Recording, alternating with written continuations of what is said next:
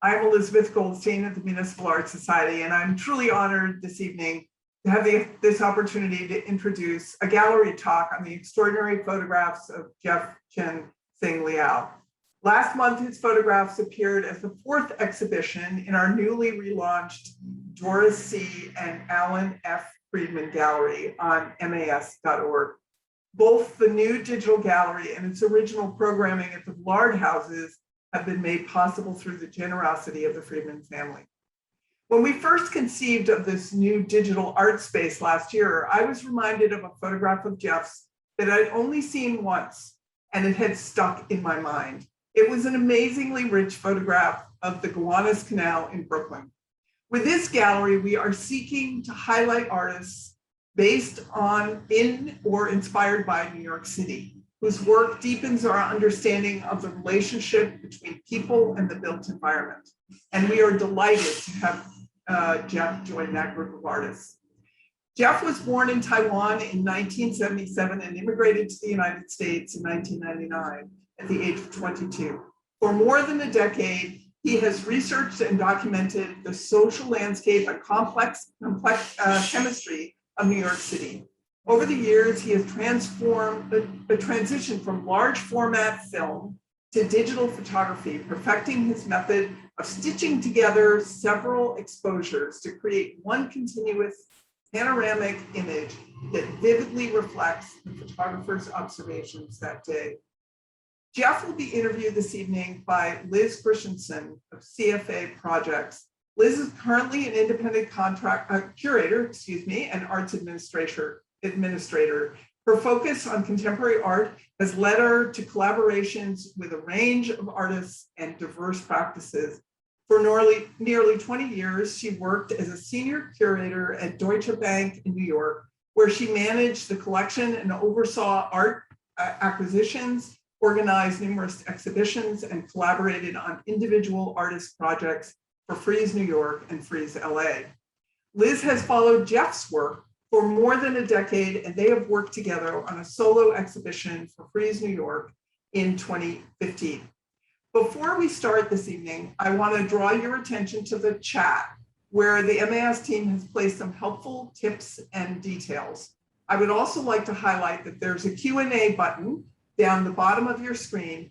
There you can share any questions that you might have, and Jeff and Liz will take some time towards the end of the program to answer them. And now I am delighted to turn over the stage to Jeff and Liz. Have fun. Okay, well, do you want me to start, Jeff? Sure. Let me share the screen of our slideshow. Okay. Yeah. Well, first of all, I want to say thank you to Elizabeth and to the Municipal Art Society and for the good work that you do there in terms of supporting artists and advocacy for the arts in general. Of course, I'm always delighted to share the work of Jeff Lau anytime with anyone. We go back,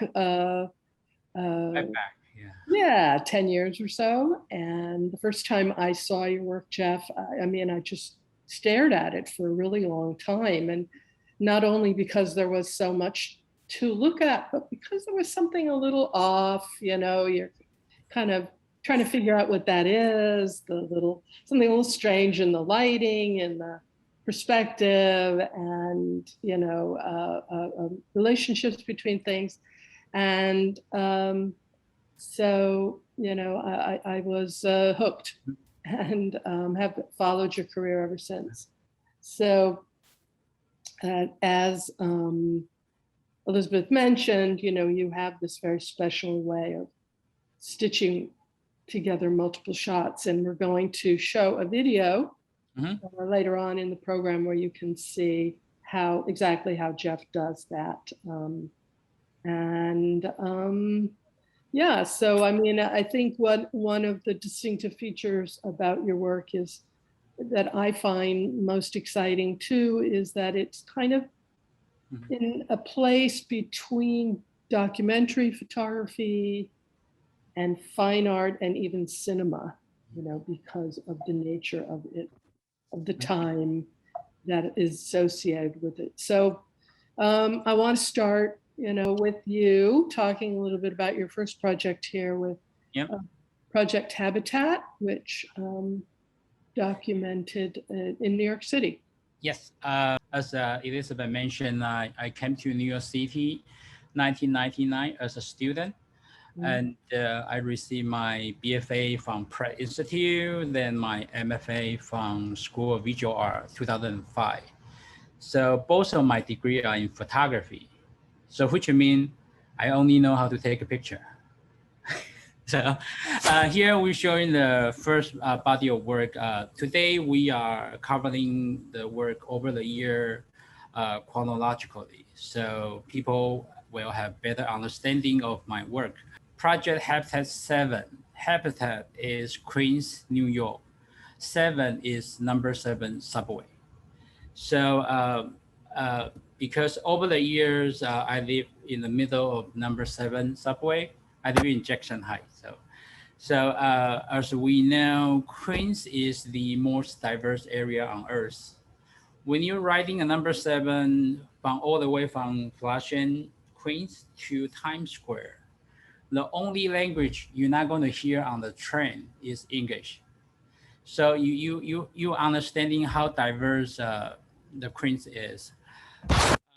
To me, Queens is like a number 7 subway line is like a river to me, and all the immigration who settled down around this river is very similar how our civilization was created. And Or a trade route, maybe, yeah, yeah. so Bringing the workers, into the city and back home again, like and a flow. I was one of them. I came here and chasing American dream, and every morning we all riding the train to Manhattan. All of that's interests me, and in a way, and so here is a picture. So it also, the title Habitat 7, it also sounds a little sci-fi or, anthropological, maybe even. Was that kind of intentional as well? It's because Queens doesn't really feel like a New York City. So later on, we'll show you the picture that look like a third country's picture. Yeah.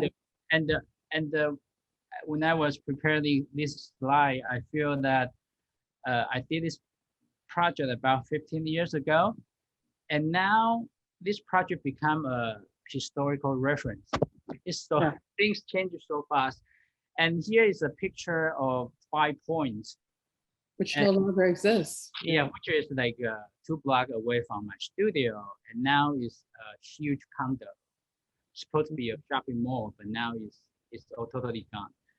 And people ask me like, why my work with panorama?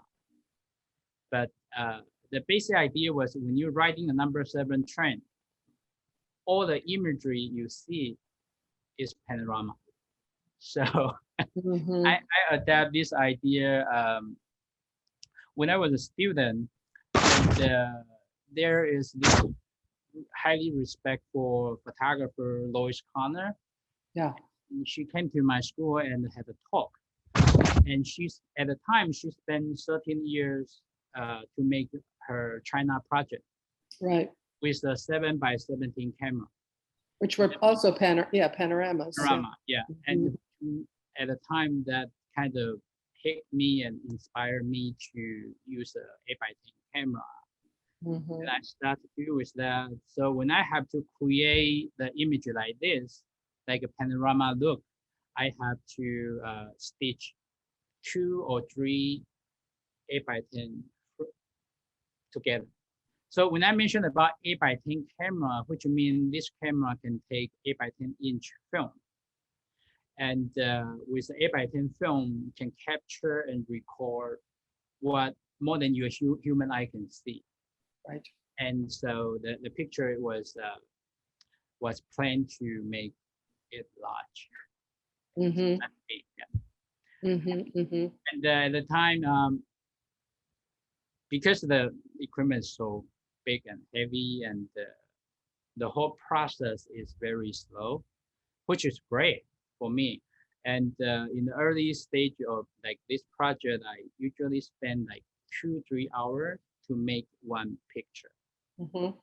So basically, if you look at this image very closely, the left-hand side and the right-hand side, the lighting is not coherent. Yeah. Okay, so let's back up a little bit.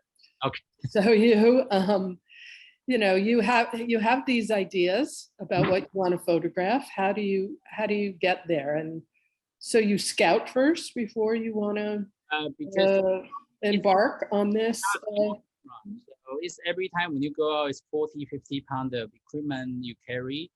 So Mhm. a lot of scouting, and I really enjoy scouting because I will enjoy the street vendors food and standing there several times, different times of day to check out the lighting.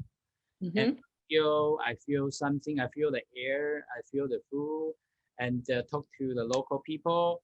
And Mhm. during the conversation, you will kind of come out with an idea. How should I take a picture of this? Different location, different sites. Yeah. Yeah, that usually happens that way. So So the people and the architecture are almost inseparable. You know, they're intertwined in how things have unfolded for you.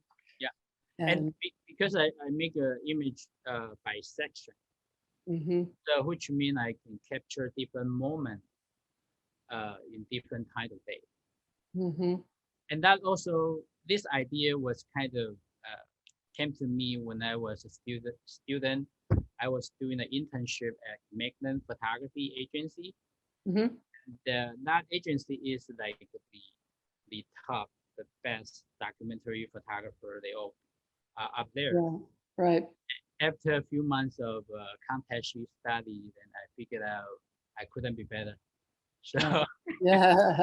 I came out with a large format camera and with a digital technology to do my own work. Yeah. Yeah. Yep. So here is I was really lucky. I think 2006 was like my year. I was offered by Queen's Museum to do my first solo exhibition there. And also 2006, after when I was, before the museum show, I also received this New York Times Magazine Photography Award. Mhm. Kind of that years, a lot of things happened, which Yeah. is great. And the Yeah. we can see here, we were showing about 35 of them. And the large one on the left-hand side here was 40 by 96 inch. And the smaller one were 20 by 48 inch. Mm. Yeah. Mhm. And And what you can see here also is the juxtaposition with the the diorama, the famous mhm, diorama of New York City at the Queen's Museum. And these also are not just photographs, but they were created into light boxes, right? yes. Uh-huh. Uh, I think it's a very challenging space, but with a light box, just perfect fit for this. Yeah. And also because the diorama room used to be the United Nations building, this building, and Wow. as a New York City model, every single building there. And I was able to point out each location where I shot, make the shot of my work. Oh, that's interesting. So you interacted with the model. Yeah. Yeah. And when you can see the entire New York City area, 5 borough, Mm-hmm. the bird's eye view, and you generate Yeah. all the new idea, and Yeah. you can, It is an amazing thing. And then yes, to be able to walk through it for, anybody who hasn't been there, I highly suggest it. mhm, yes, It is it's the star of the museum. yes, yeah. So that's great that you got to interact with it. And And Habitat 7 also make all the way to the West Coast. And I had a three-person show at the Getty Museum, 2010. And they also follow the idea of the And map. that was with Kathy Opie. KSOB, And who was the other one? So Kim, which is two of them were West Coast. LA artists, Yeah. and I was from New York. Yes, Mm-hmm, mm-hmm. just, yeah, good time. Yeah, and the museum also follow the map thing and create this map to show people my work. So when you look at the map this way, so my work is it's like a sociological study. So I carry my camera and I go to different community and try to understand what's going on there, and I have create my work. Social, Mhm. yeah. Exactly. Exactly. Yeah. Mhm. So the next project we're going to show here is called Desert Field. So there's the S, which means there's two stadiums. So Yes. so from 2007 to 2009, I was this project came to me very naturally because it's next to number 7, and at the time, City Field has been constructed, and I was fortunately enough to get the access to photograph the very last year of Shea Stadium and the entire construction of City Field. Yeah. Which you can see juxtaposed, right? In that image, you see the big Shea and then the little baby. Yeah, and right. the construction. So the next one here, we are showing the 4 picture of the same image every 6 months, different, and you will see the city field kind of grow a little bit. Yeah. And different weather. Yeah. Yeah, that too. If you are a baseball fan, look at the very last really warm picture here, which was the very last Subway Series game. Yeah. Yeah. So, yeah. So again, also a kind of, physical, but also cultural phenomenon in this evolution of change from, the old Shea to the new branded City Field, Yeah, I mean. So here, yeah, I had this opportunity to, actually I had 2 seasonal pass. So I can actually go to every game I want to with the 8x10 camera and make a photograph anywhere I like to. And it's good time. Yes. Yeah, yeah. Yeah, I enjoy my work. I love this photo. So Yeah. great. So great. And we were at a walkthrough of the show at one of your museum shows, and there was a woman there who said, "That's my husband, and those are my kids." You know the kid with the UCLA hat? Yes. The mom, the parent came to me because they actually are the owner of Viking, the NFL. So it's That's why in the front, yeah. so interesting there. Yeah. And they actually have this print for the kid's birthday. That's just right. yeah. So I was shooting inside the Shea Stadium, also shooting outside the Shea Stadium. So you have also, you play around with time and space. I mean, here you have obviously the shutters open because you're getting these, slipstream kind of looking things. You play with that a lot as well in your work, don't you? Yeah, I from that point, I usually only make 1 picture a day. So what you mean I spend so much time just look at my picture and have to make it interesting. And you know, 2008, 2009, I was lucky enough to sponsor by Kodak Film. Ah, So they were just send me, so they drop how many boxes of the film you want to, and I said like 120. So I don't know what happened. They sent me 120 cases. oh, So when the pile wow. of film came, then I was like, okay. So I can, so in this project, I kind of expand because the film is free, and I was making advertisement for Kodak, and I'm shooting so much. So some of the picture here, they were shot with 28 by 10. Dun, dun, dun, dun. Yeah. It's the resolution was great and make so much. Yeah, it's great. And I you know, at the time I have to buy a new refrigerator, just put all the film in. Oh, that's funny. Yeah. Well, gifts And come in many ways. Yeah. That's Yeah. hilarious. and here is I think one of the This very is- first image I use digital camera because of concert, because of copyright, I only can shoot 15 minutes. Yeah. I was The trained- iconic. yeah, iconic. mhm. Very So- loud concert. Yeah. So, tell us a little bit about, how in an image like this, how much you may have played with it, taken liberties with it, so to Yeah. speak. Most of the time I don't add the people or the item that not I only shoot what's there.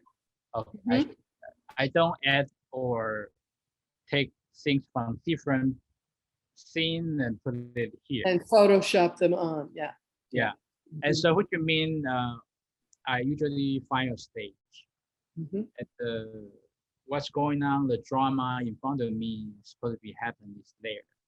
Mhm. I don't really change or direct people to do things here, but I think the picture itself is interesting enough, so I don't have to do a lot of manipulation or things.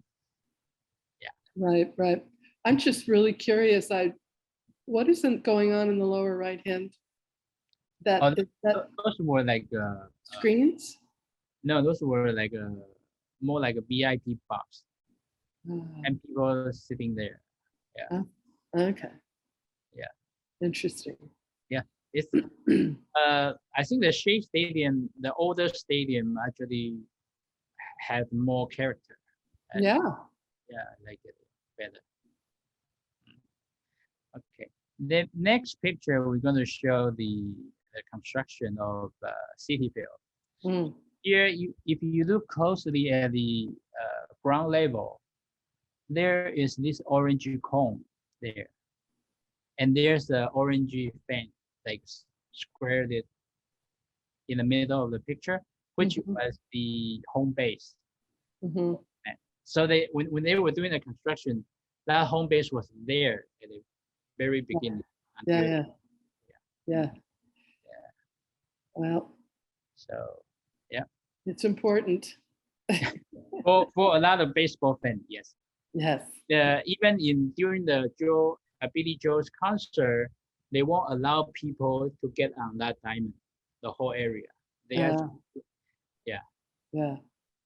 And the next picture we're going to show is the opening day of City Field.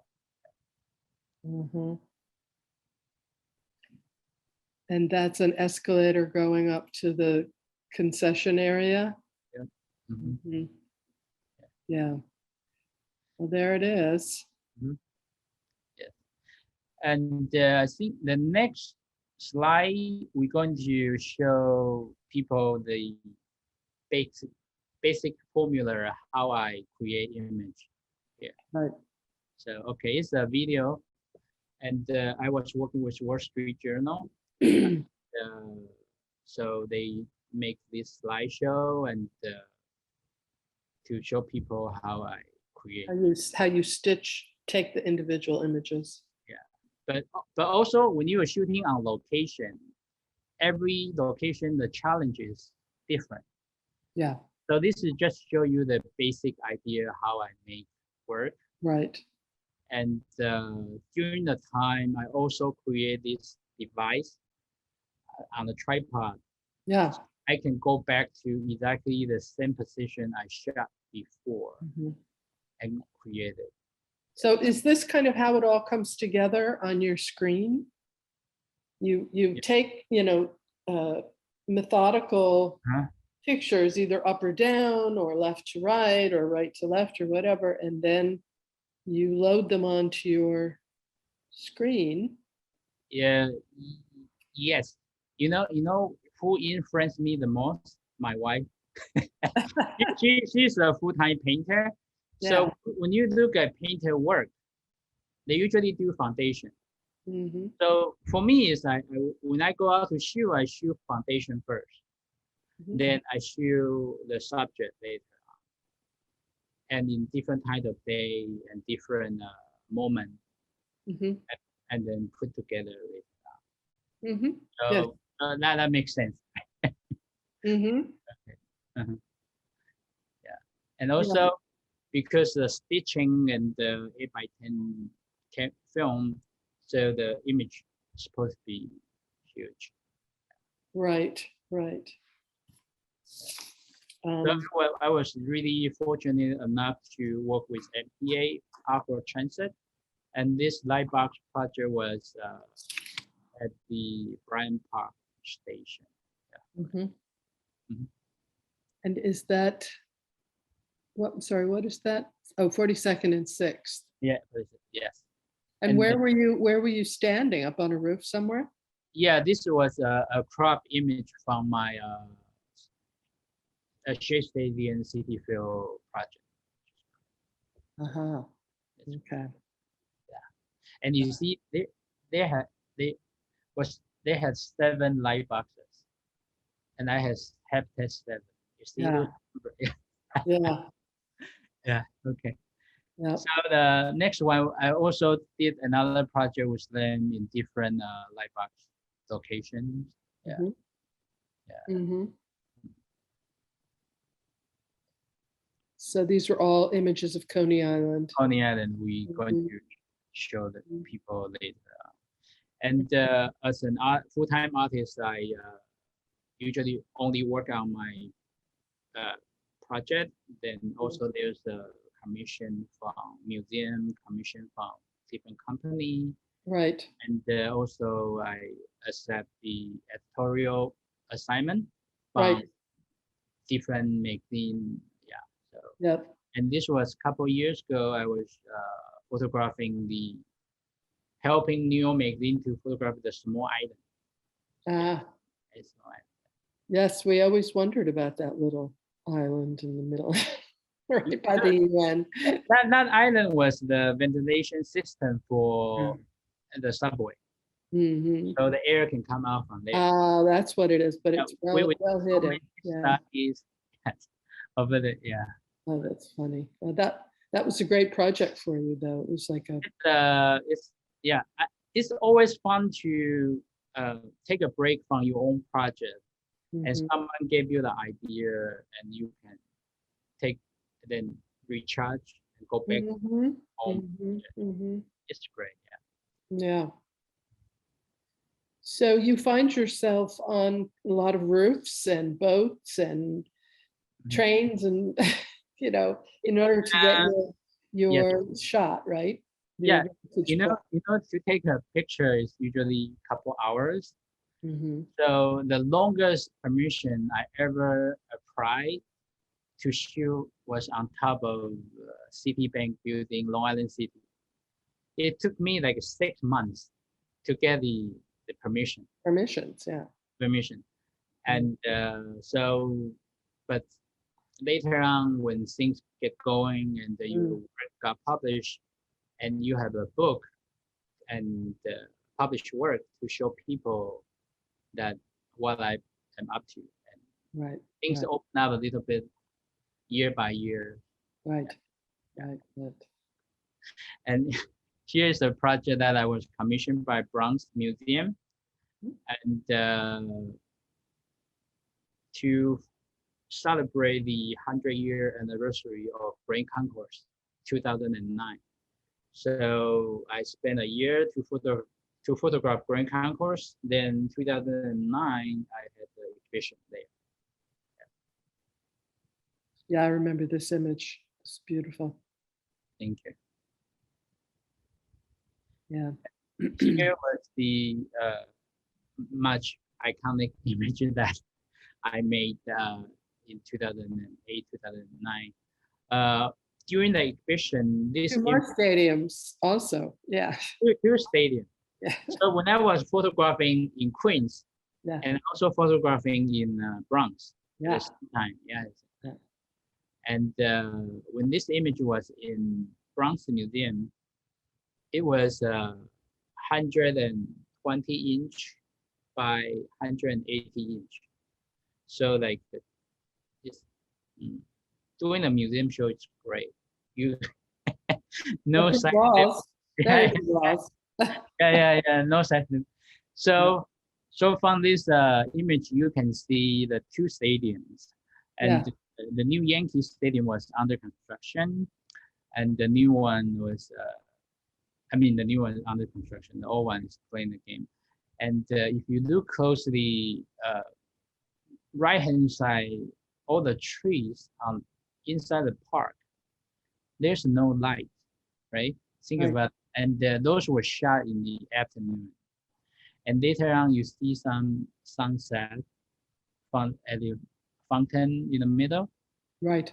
and later on the nighttime picture. So it's kind of mix of moments. Yeah. With, I think at the time I was doing 6 hours 6 hours. shooting. Yeah. Hmm. So my wife usually asks me, where did I find the toilet? You know, you are on location so much, and how can you accomplish so much by yourself? And over the year, there are assistants and some helpers. So yeah, as long as we make the image good. And Mostly to go out and get the food, right? Because you actually you eat what's there and enjoy it. Yeah.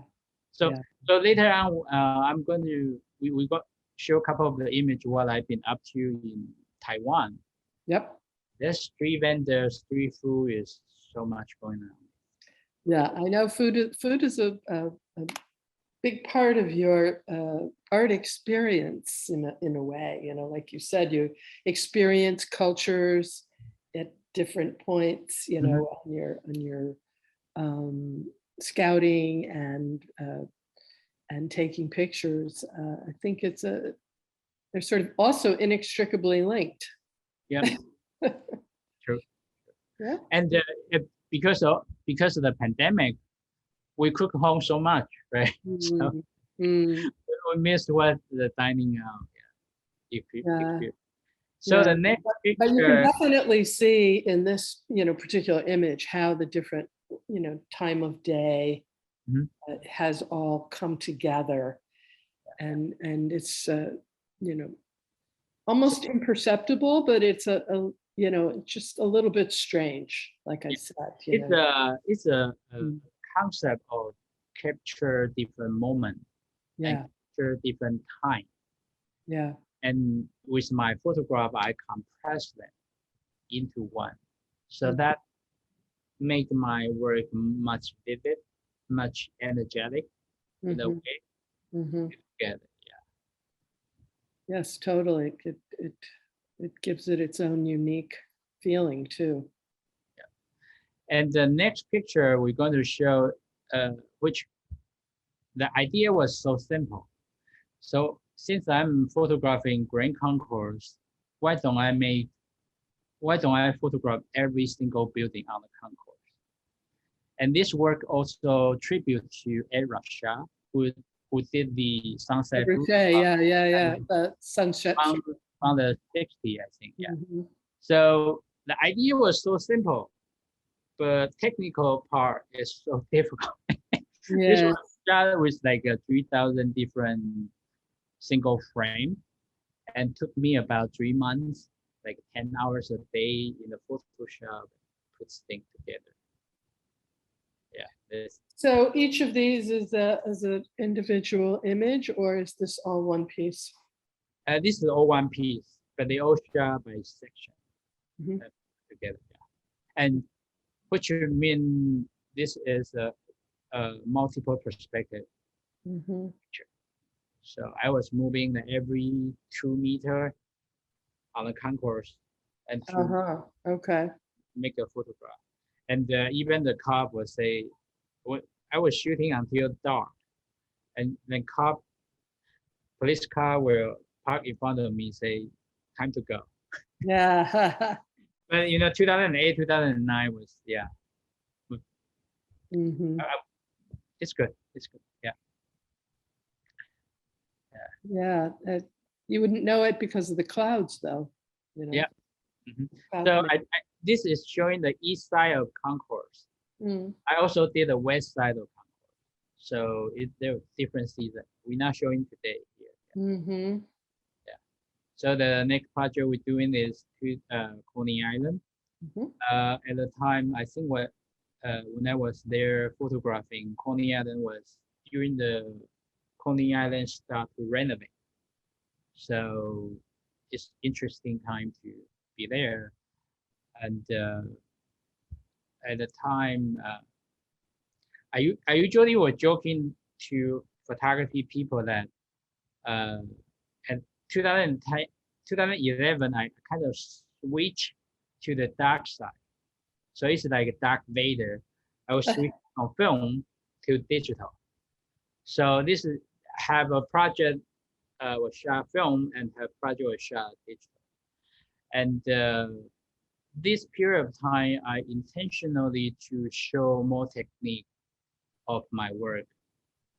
So this dramatic lighting and mix of them together is my work become much colorful in a way, and I think probably because I was more confident and yeah. And I also should mention that I'm one of the lucky one as an art student. After I graduate, I was accepted by Chelsea Gallery, and I also had a museum show and published a couple books later on. So so the work developed this way, and Mhm.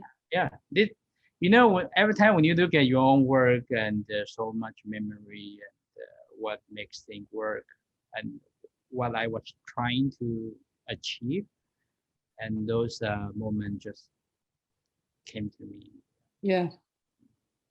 Yep. Yep. Well, I think that's still there, so that's good. Yeah, and because I switched to a medium format digital camera, so that actually gave me the freedom to move around more. Mhm. And at the time, the digital camera's quality wasn't as good as 8x10, but at least as good as 4x5. Yeah, that's me. So I made the switch and create a work that not 8x10 can do. And Mhm. for the year, I was battling Mhm. each other that way. This one is so cinematic. Yeah. It really feels like a film still. Yeah. That And so many things going on at once and movement and yeah, it's really so terrific. yeah, when I was shooting film, the most film holder I can carry was 20 of them. So which means I only can make 40 shots, like two sides, right? So, but after I switched to digital, that was like 2,000. You can shoot as many as you want, Mm. but in the Photoshop, we have this old saying that garbage in, garbage out. So you shoot so many, not Right. necessarily they are good Yeah. enough. Yeah. Got it. And then I end up spend more time in front of the computer than when I was shooting film. Right. Right. Right. Well, I think Jeff, we got to step on it a little bit. We got to Okay. move So here's through. Yeah, Mhm. here's another Coney Island. Yeah. Mhm. and there's also this one. So you were out in a boat on this one, eh? No, this is on the pier. On the pier. Okay. This was Mm. also one of the costs why I switched to digital. I was with 8x10 with a really long lens, Mm. vibration everywhere. I couldn't really take a good sharp image Mhm. of film. Mhm. And the next one here, 2012, I was fortunate enough to have Aperture Foundation to offer me a book deal. And Aperture currently is the biggest photography publisher in the United States.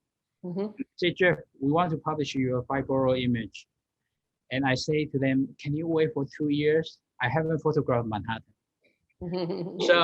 So from now on, I spend 2 years majorly just focus on Manhattan. Why Manhattan is so difficult to photograph? Because so many great photographers already done it, and I have to figure out a way to bring something new to the table. So Right. that took me a while to figure out what I should do and the certain look I want to create about New York City. Yeah. Mhm.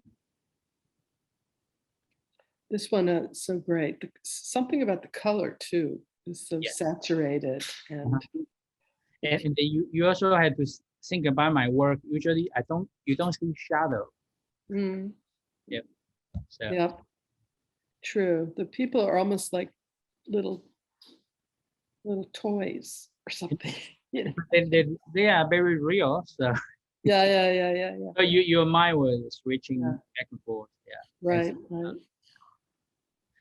And Great. the picture here is basically use a really long lens to do a wide angle look.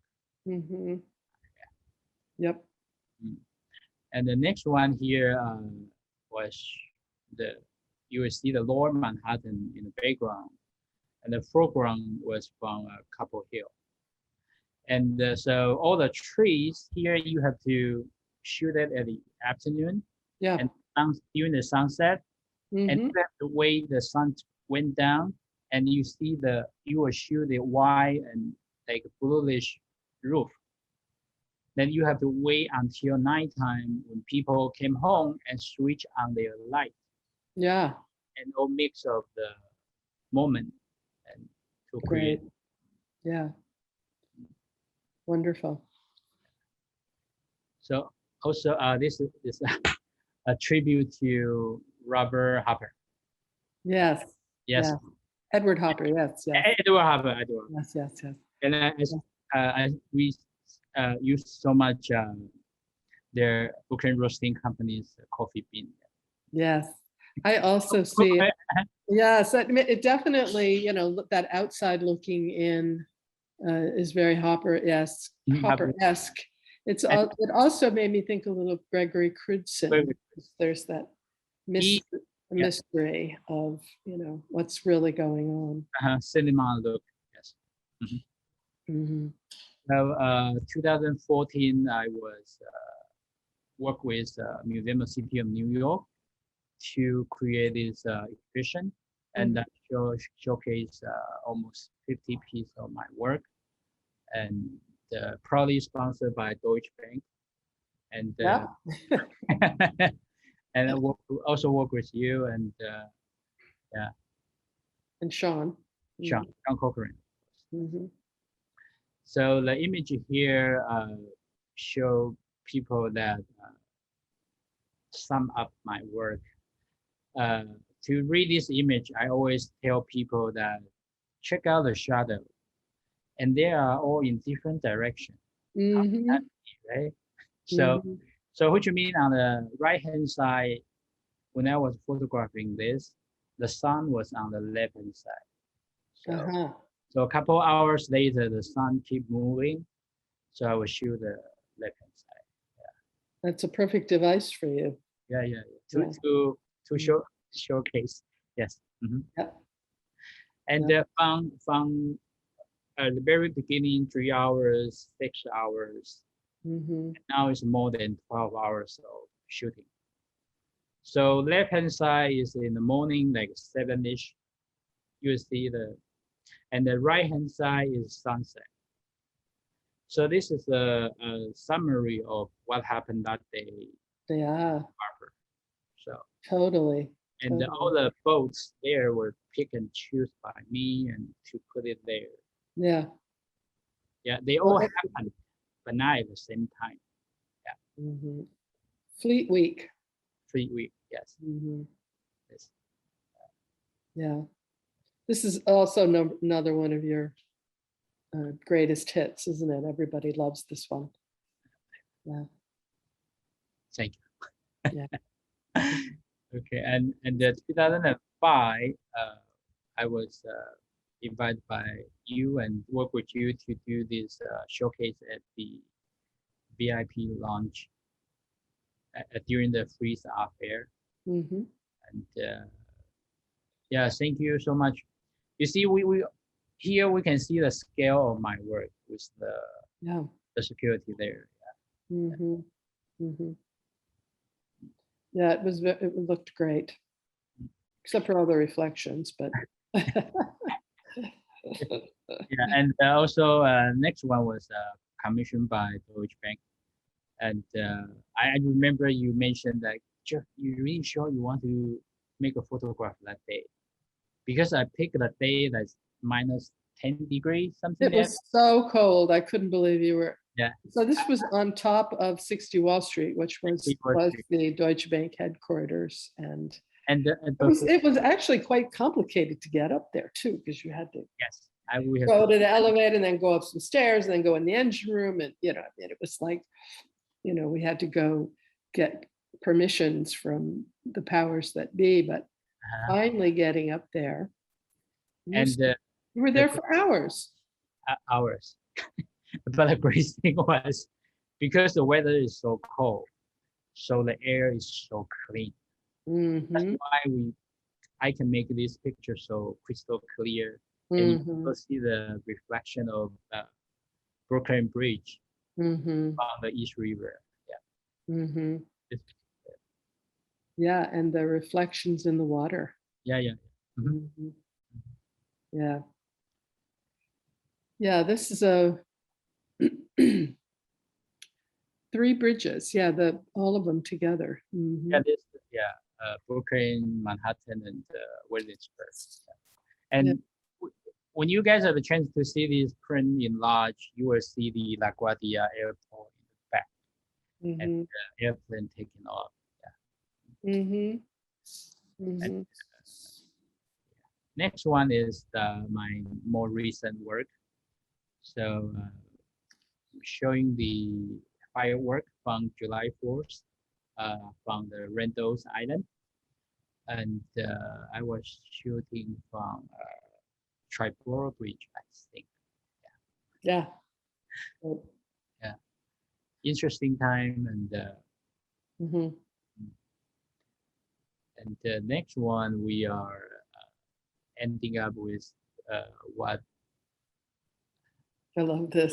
We come back to the New York City skyline. You see autofocus skyline there, and also the people in front of it. Yeah, they're like a mirror reflection. Yeah, it's great. Very. You guys also need to think about every single person there. I kind of designed them to be there. So. So I think we have just a couple of pictures of what you're working on now. I actually asked you to include them, as a kind of sneak preview. We won't spend a lot of time because we are running out of time, and we want to have time for some questions. So just very quickly, Jeff, can you? Yeah, so after 2016, I go back home, Taiwan, which is, I go back regularly. And I start to make a photograph of the festival. This one, especially the Lantern Festival, every year after during the Chinese New Year. So this one of the picture I shot last year before pandemic. So it was the year of the mouse, so that's why Yeah. the mouse is sort of prominently featured here, and then all of the storybooks, characters that. Mhm. Um, Yeah, and you mentioned that that guy looked like me, right? In the yeah, I thought that was maybe a self-portrait of you in the It's- middle of the maze, Mm. it's funny that I usually will bring to choose a narrator to tell the story, and that's kind of project myself into that person. Yeah. Yeah, it's And true. yeah, the next one we're going to show you another festival picture that I've been making over the year, and this was a traditional culture from Taiwan. Every 3 years, they will build a life-size boat, and they will burn it. And so when I was making this picture, there were 20,000 people next to me, and While probably taking pictures. I yeah, would take, probably 2,000 photographers next to me. wow. Yeah. So that's really real fire. Yeah, it's real fire. Yeah, it's hot. It was hot. And Crazy. so it's like 10 hours waiting Yeah. and shoot 2 hours. So Yeah, the strands of the fire, mhm. are also very Yeah.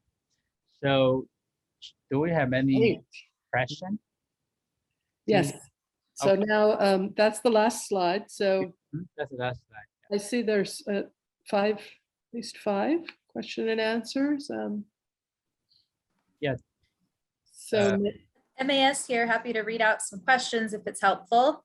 Okay. We've got a couple questions related to the actual devices that you use for producing your photographs. I'm going to group a couple here.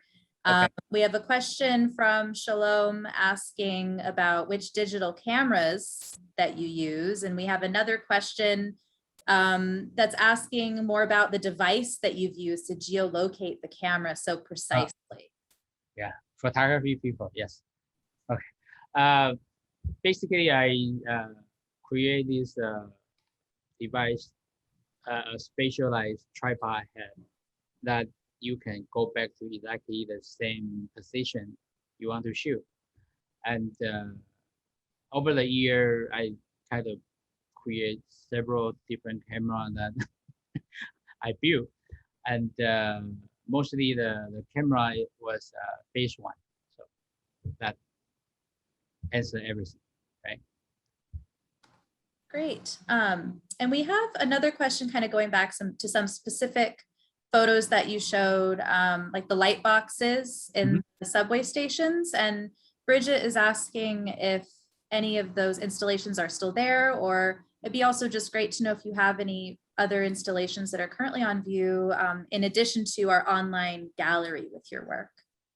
The online gallery, we have to go to Municipal Art Society to look at my skyline work. It's there. Do you have are the installations that were in the subway stations, they were asking if they're still there? Currently, no. Currently, let me see. No. Yeah. And then since you just showed the ship image from Taiwan, someone is asking if you can share more about the meaning behind that, the burning of the ship.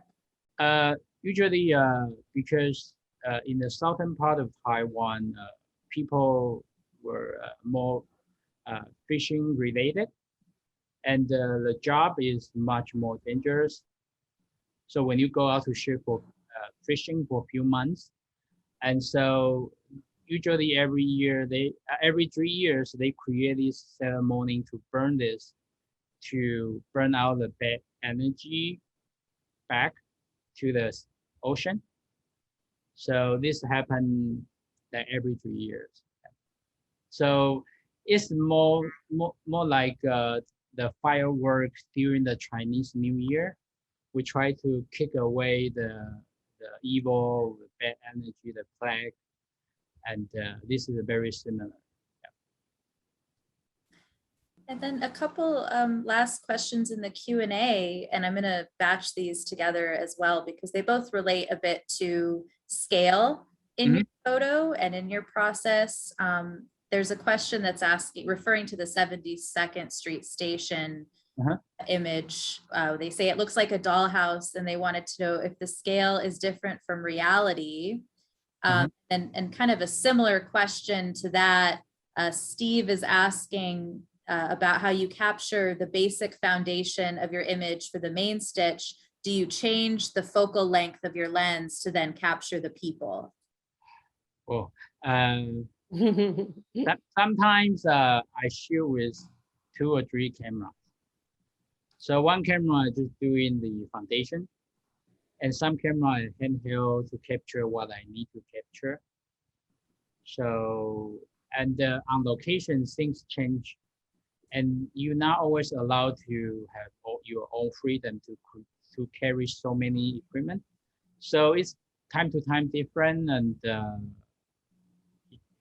but I think you prepare the most before you shoot, and you bring the